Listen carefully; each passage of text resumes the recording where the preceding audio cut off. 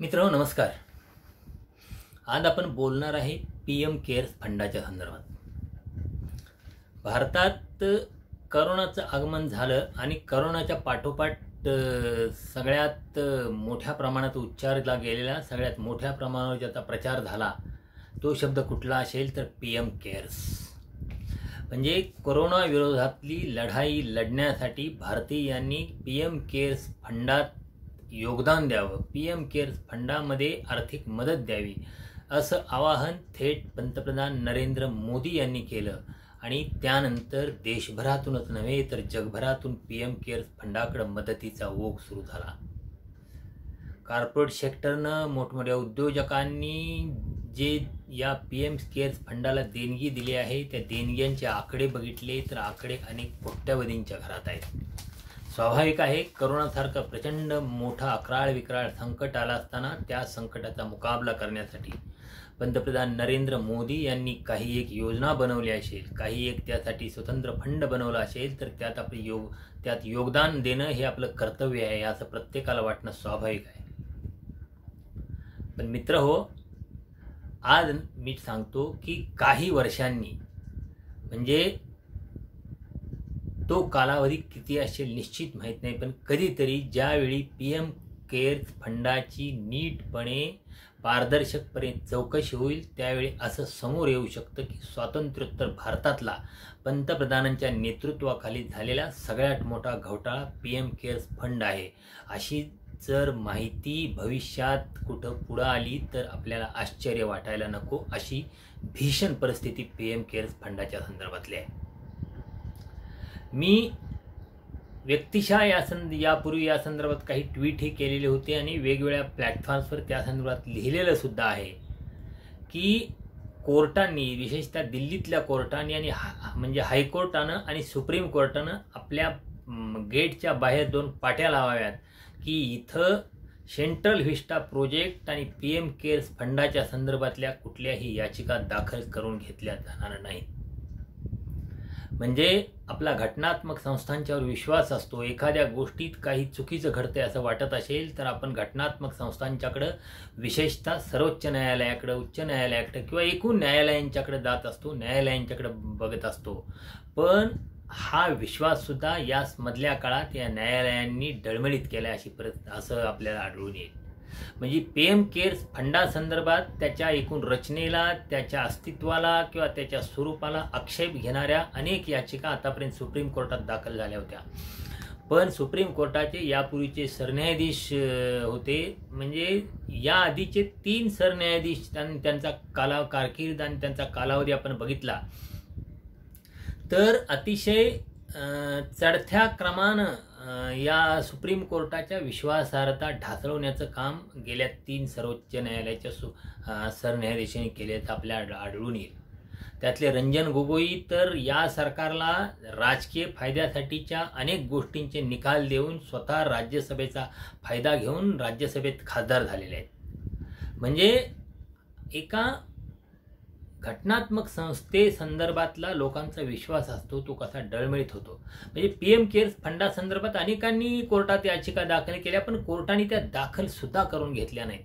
म्हणजे हे तुम्ही एका चांगल्या कामाबद्दल आक्षेप घेत आहात, एका चांगल्या कामात व्यत्यय आणत आहात आणि तुमचा हेतू चांगला नाही अशा रीतीने या याचिकाकर्त्यांना सुप्रीम कोर्टाने फटकारलेलं सुद्धा आहे. म्हणजे याचिकाकर्ता काय म्हणतोय हे ऐकून सुद्धा घेतलेलं नाही. म्हणजे आश्चर्याची गोष्ट अशी की न्यायालयातल्या लोकांनी, न्यायालयातल्या यंत्रणेनं सुद्धा या पीएम केअर्स फंडात 3 दिवसापासून ते 1 दिवसापर्यंतचं वेतन आपलं दिलेलं आहे. म्हणजे जिथं आपण वेतन दिले त्या रकमेचा विनियोग पारदर्शकपणे योग्य रीतीने होतोय किंवा काही या संदर्भात आलेल्या याचिकेची सुनावणी करण्याचं सुद्धा धाडस सुप्रीम कोर्टानं दाखवलं नाही. यावरून या संदर्भातला दबाव किती मोठ्या प्रमाणावर असू शकतो हे लक्षात येईल. पण मित्र हो, एखादी गोष्ट काही काळ दाबून ठेवता येते, ती सर्व काळ अशी कायम गुप्त राहत नाही. म्हणजे राफेल संदर्भात अशाच पद्धतीने सुप्रीम कोर्टाला हाताशी धरून सरकारनं आपल्याला सोयीचे असे निकाल पदरात पाडून घेतले. पण आता त्या संदर्भातल्याही काही नव्या गोष्टी फ्रान्सच्या एकूण किंवा वेगळ्या देशांच्या मधल्या यंत्रणांच्याकडून बाहेर यायला लागलेल्या आहेत आणि त्यामध्ये मोठ्या काही गैरव्यवहार घडल्याचं समोर यायला लागलं आहे. मला वाटतं PM केअर्स फंडाच्या संदर्भातली ही आता सुरुवात झालेली आहे. म्हणजे त्या संदर्भातली कालच्या लोकसत्तेत आलेली एक बातमी मी तुम्हाला वाचून दाखवतो. म्हणजे आपल्याला ही PM केअर्सची चर्चा कशी आता पुन्हा सुरू झाली आपल्याला दिसून येईल. ही बातमी अशी आहे की PM केअर्स फंड हा सरकारी निधी नाही, कारण त्यासाठी मिळालेल्या देणग्या या भारताच्या एकत्रित निधीत जात नाहीत, असं सरकारनं म्हणजे केंद्र सरकारच्या वतीनं दिल्ली उच्च न्यायालयात सांगण्यात आलेलं आहे. म्हणजे PM केअर्स फंडासंदर्भातली एक याचिका दिल्ली उच्च न्यायालयाने दाखल करून घेतली आणि त्या संदर्भात तिथं थेट सरकारच्या वतीनं सांगण्यात आलं की PM केअर्स हा सरकारी निधी नाही, तो एक चॅरिटेबल ट्रस्ट आहे. एक चॅरिटेबल ट्रस्ट पंतप्रधानांच्या अध्यक्षतेखाली स्थापन होतो. त्यामध्ये केंद्रातले 3 सर्वात शक्तिमान असलेले मंत्री म्हणजे गृहमंत्री अमित शहा, संरक्षण मंत्री राजनाथ सिंह आणि अर्थमंत्री निर्मला सीतारामन हे 3 मोठे मंत्री या PM केअर्स फंडाचे सदस्य आहेत. म्हणजे पंतप्रधान अध्यक्ष आणि 3 मोठे मंत्री या PM केअर्स फंडाचे सदस्य. आणि या PM केअर्स फंडाचं ऑफिस हे पंतप्रधानांचं कार्यालय हेच या PM केअर्स फंडाचं ऑफिस आहे मित्रांनो. आणि ज्या अधिकाऱ्यानं हायकोर्टात या संदर्भात हा सरकारी निधी नाही हे सांगितलं, तो अधिकारी PMO मधला कर्मचारी आहे. तो मानद तत्वावर या PM केअर्स फंडाकडे काम करतो. म्हणजे PM केअर्स फंडासंदर्भातल्या सुरुवातीची आव्हानं आपण बघितली तर पंतप्रधानांनी स्वतः ट्विट केलेली होती. या PM केअर्स फंडासंदर्भात भारताचं जे अधिकृत बोधचिन्ह आहे ते भारताचं अधिकृत बोधचिन्ह त्या PM केअर्स फंडाच्या लोगोमध्ये वापरलं जातं. पंतप्रधानांचा फोटोही वापरला जातो. आता पंतप्रधानांचा फोटो कुणी जाहिरातीसाठी वापरतो. म्हणजे ज्यावेळी नोटबंदी झाली, डिजिटल इंडियाचा प्रचार सुरू झाला, त्यावेळी पंतप्रधानांचा फोटो थेट पेटीएमच्या जाहिरातीत वापरलेला आपल्याला बघितला आणि त्या संदर्भात कुणाला काही वाटलं नाही. म्हणजे एका वाक्याचा सातत्यानं उल्लेख केला जातो की जेव्हा राजा व्यापारी असतो तेव्हा लोक भिकारी होतात. मला वाटतं साधारण तीच परिस्थिती भारतावर येऊन ठेपलेली आहे आपल्याला दिसून येईल. म्हणजे नेहरूंच्या काळापासूनच्या सगळ्या सरकारी मालमत्ता विकण्याचा सपाटा या लोकांनी लागलेला आहे.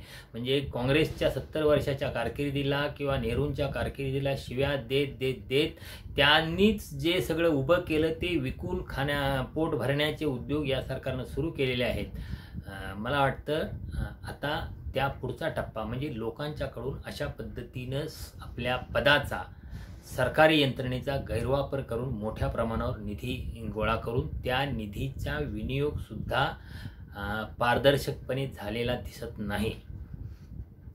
म्हणजे या PM केअर्स फंडाची तपासणी करण्याचा अधिकार कॅगला नाही, तर कॅगची मान्यता असलेला एक CA याची तपासणी करणार आहे. आणि त्यांनी म्हटलं की अत्यंत पारदर्शकपणे हा व्यवहार केला जाणार आहे.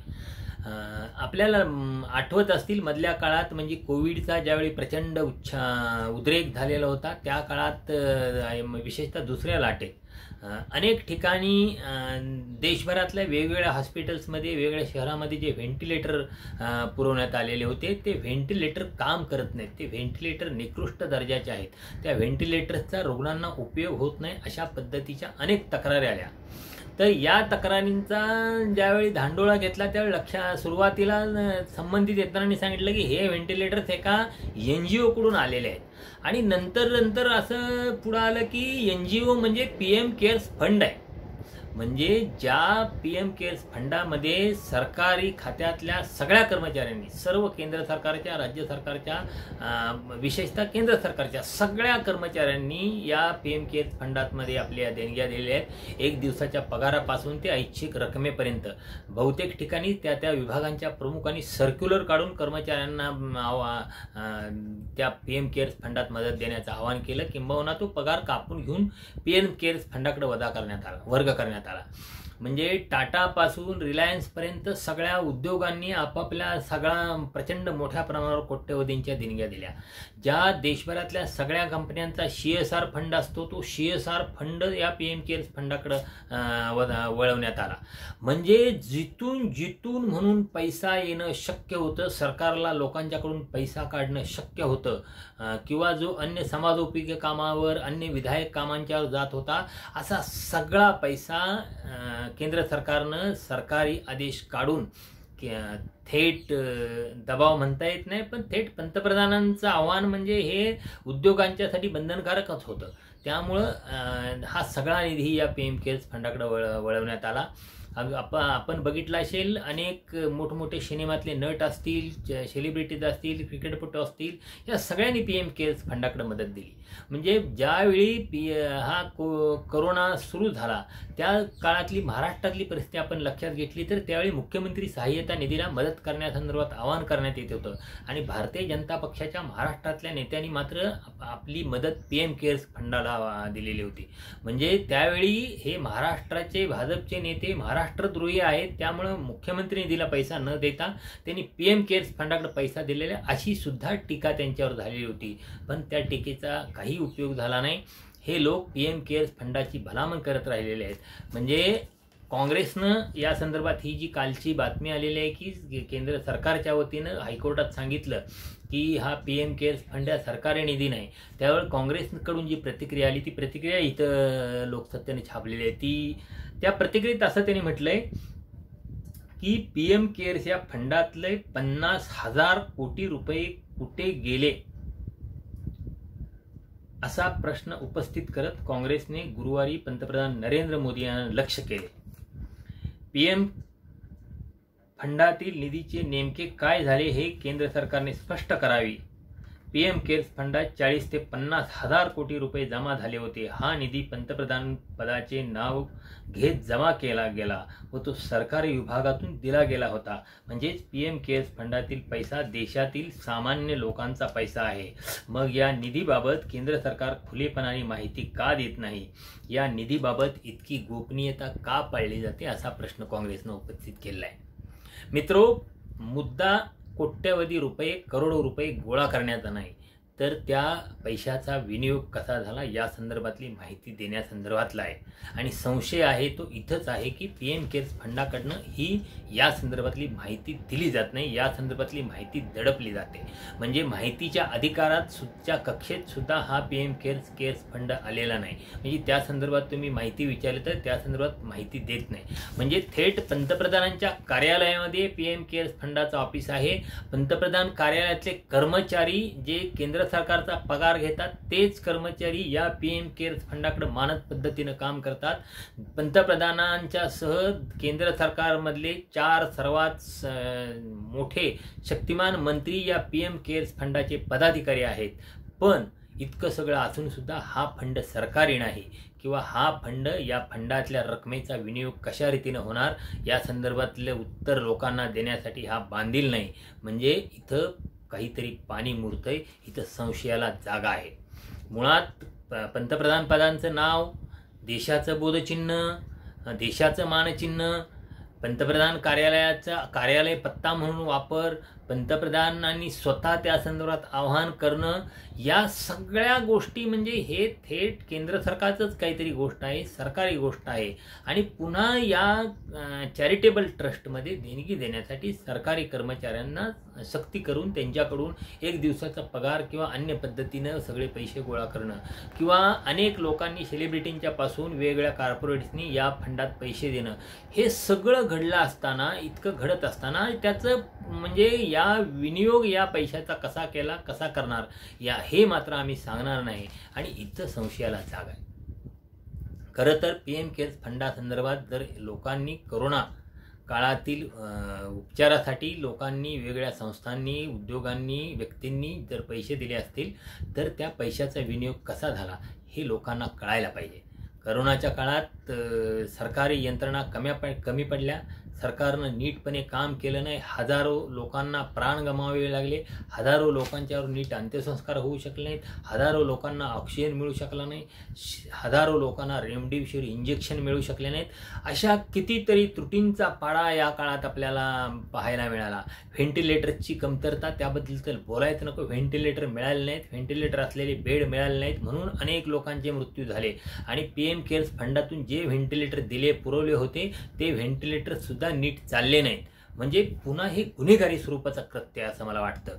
आणि या संदर्भात ही संबंधित मंडळी कुणालाही उत्तर द्यायला बांधील नाहीत, हे त्याहून गंभीर आहे मित्रांनो. आणि व्हेंटिलेटरचा जो पुरवठा करण्यात येणार होता, जी आतापर्यंतची माहिती पुढे आली, ती माहिती म्हणजे जो व्हेंटिलेटरचा पुरवठा PM केअर्स फंडातनं करण्यात येणार होता तेवढा पुरवठा केलेला नाही. म्हणजे तो 15-20% पुरवठा आतापर्यंत केला गेला आहे.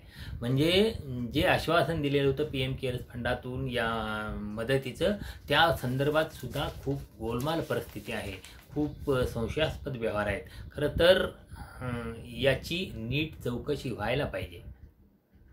यात काही गोलमाल नसेल. पंतप्रधानांचं नाव आहे, देशाचं नाव आहे, त्यामुळं असा पंतप्रधानांच्या नावानं गोळा केलेला फंड, देशाचं मानचिन्ह वापरून गोळा केलेला फंड आहे. तर या फंडाची नीट चौकशी व्हायला पाहिजे. या फंडाचा व्यवहार कसा झालेला आहे तो व्यवहार लोकांच्या समोर यायला पाहिजे. आणि या संदर्भात ज्या शंका असतील त्या शंका सगळ्यांच्या, प्रत्येक शंकेचं, प्रत्येक प्रश्नाचं उत्तर द्यायला पाहिजे. मला वाटतं हे सगळं केलं तरच या PM केअर्स फंडासंदर्भात लोकांचा विश्वास वाटेल. नाहीतर हा पंतप्रधानांच्या नेतृत्वाखाली केलेला मोठा जुमला आहे, मोठा भ्रष्टाचार आहे असंच लोकांना वाटत राहील. आज दिल्ली हायकोर्टानं या संदर्भात काही विचारणा केलेली आहे किंवा दिल्ली हायकोर्टात या संदर्भात गोष्ट सुरू आहे. नजीकच्या काळात आतापर्यंत सुप्रीम कोर्टातल्या शरद बोबडेंच्या पर्यंतच्या सरन्यायाधीशांनी हे प्रकरण दाखल करून घेतलं नसेल, पण आता नाही तर भविष्यात कधीतरी या संदर्भातली चौकशी होईल. या चौकशीला सर्व संबंधितांना सामोरं जावं लागणार आहे आणि मला वाटतं त्यावेळी यातलं खरं काय आहे ते बाहेर येणार आहे. त्यामुळे मला वाटतं की PM केअर्स फंडानं, पंतप्रधान कार्यालयानं या संदर्भातल्या सर्व संबंधित घटकांनी या संदर्भात जे आहे ती पारदर्शकता ठेवायला पाहिजे. हा सगळा व्यवहार काय झाला, PM केअर्स फंडात किती पैसा आला, तो कोणत्या घटकांच्याकडून आला, कुणी किती पैसे दिले, या संदर्भातली सगळी माहिती लोकांच्या माहितीसाठी खुली करायला पाहिजे. आणि त्यातून दिली गेलेली मदत आहे, त्यातून जी यंत्रसामुग्री खरेदी केलेली आहे त्या यंत्रसामुग्री खरेदीच्या व्यवहाराचं सुद्धा लोकांना माहिती दिली पाहिजे. तरच मला वाटतं एकूण लोकांचा यावरचा जो विश्वास वाढेल किंवा या संदर्भात जो संशय आहे, या संदर्भात लोकांच्या मनात अनेक शंका आहेत, त्या शंकांचं निरसन होऊ शकेल. नाहीतर या पुढच्या काळात देशावर असं कोणतंही मोठं संकट आलं तर त्या संकटासाठी मदत करायला पुढे येण्यास लोक धजावणार नाहीत. कारण थेट पंतप्रधानांचं नाव होऊनच जर करोडो रुपयांचा गैरव्यवहार होत असेल, भ्रष्टाचार होत असेल, जुमला होत असेल, तर सामान्य माणसाचा एकूण या सगळ्या संकटाच्या काळातल्या मदत करणाऱ्या यंत्रणांच्यावरचा विश्वास उडाल्याशिवाय राहणार नाही असं मला वाटतं. धन्यवाद.